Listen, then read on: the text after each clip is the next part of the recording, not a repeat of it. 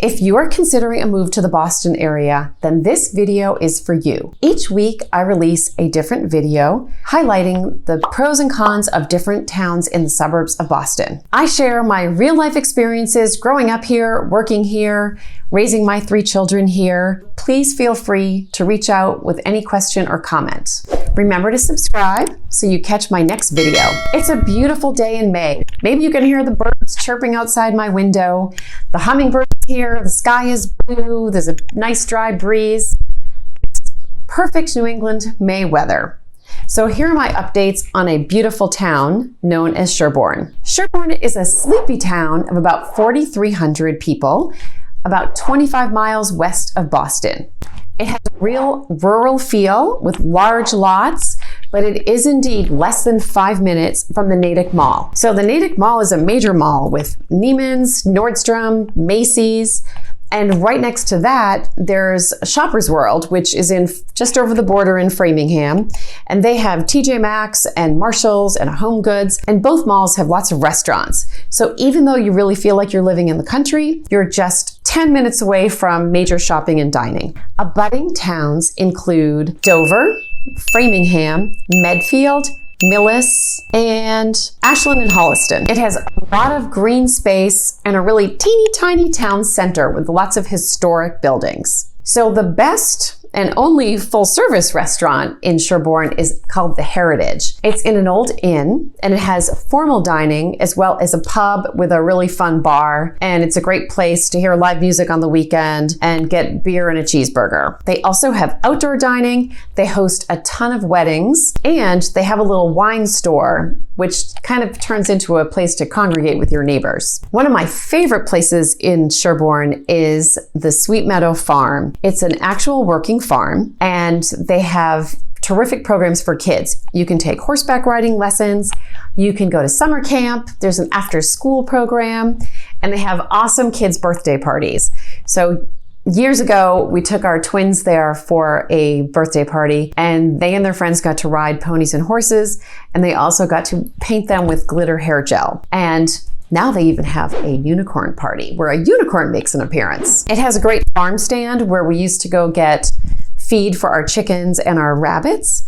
And it's a great place to buy flowers and fresh vegetables. Another really beautiful part of Sherborn is Farm Pond. It's a kettle pond, which means it's naturally occurring from a melting glacier. It has a fabulous beach, and it's owned by the town. So only lucky residents of Sherborn have access to it, except for a select few that win a lottery to get a parking pass in the summertime. So it's great for swimming, for boating, canoeing, and check out the Historical Society page online because they have some really great photographs of people taking advantage of Farm Pond from 100 or 200 years ago. The schools are a major plus for Sherborn. They are top-notch. Niche.com consistently rates them as an A+, and Boston Magazine, which has its own rating system, always has the Dover-Sherborn school system in the top 10. They were even number 1 a couple years ago, and right now they're number 5. I always say that probably the top 10 or 15 are not that different from each other, but it gives us bragging rights. There are 3 schools. There's an elementary school called Pine Hill,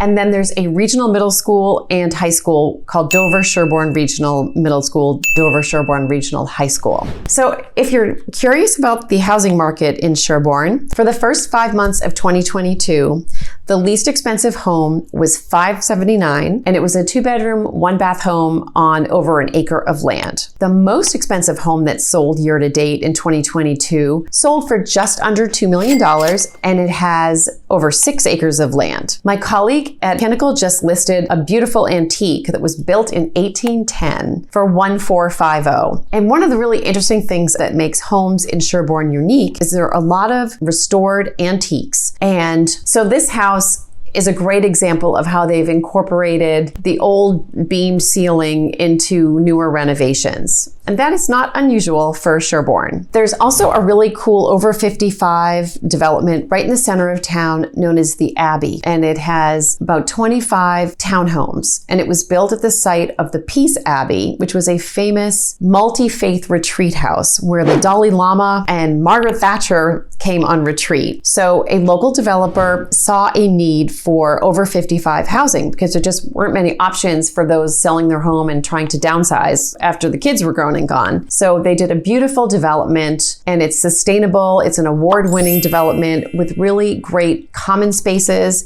and just beautiful architecture. Something to know about Sherborn is that it doesn't have a public sewer. So the town provides water, but each house has its own septic system. So I know coming from other parts of the country that might not be familiar to you, and I've talked about it in some of my other videos, but feel free to drop a comment or call me with any questions about it.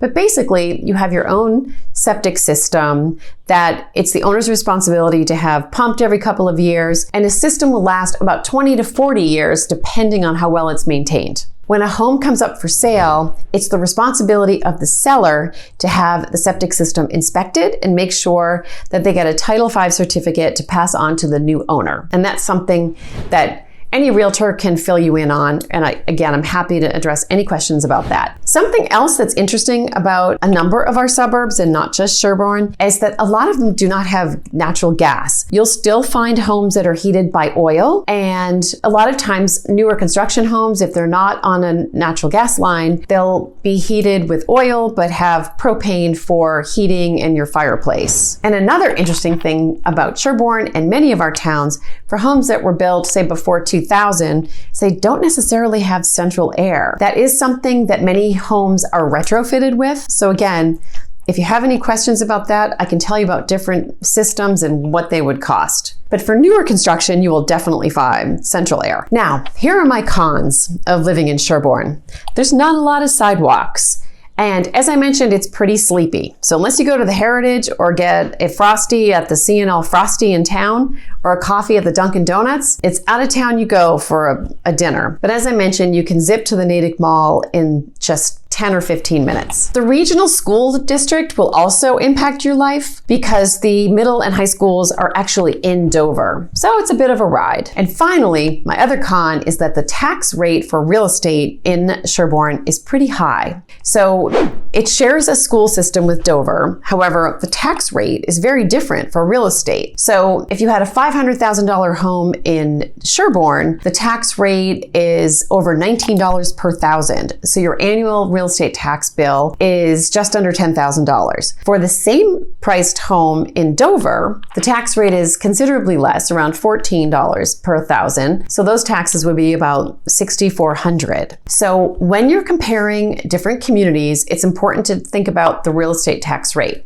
You will find that the home prices tend to be lower in homes with a higher real estate tax rate. So that's it. We've spilled the tea on Sherborn.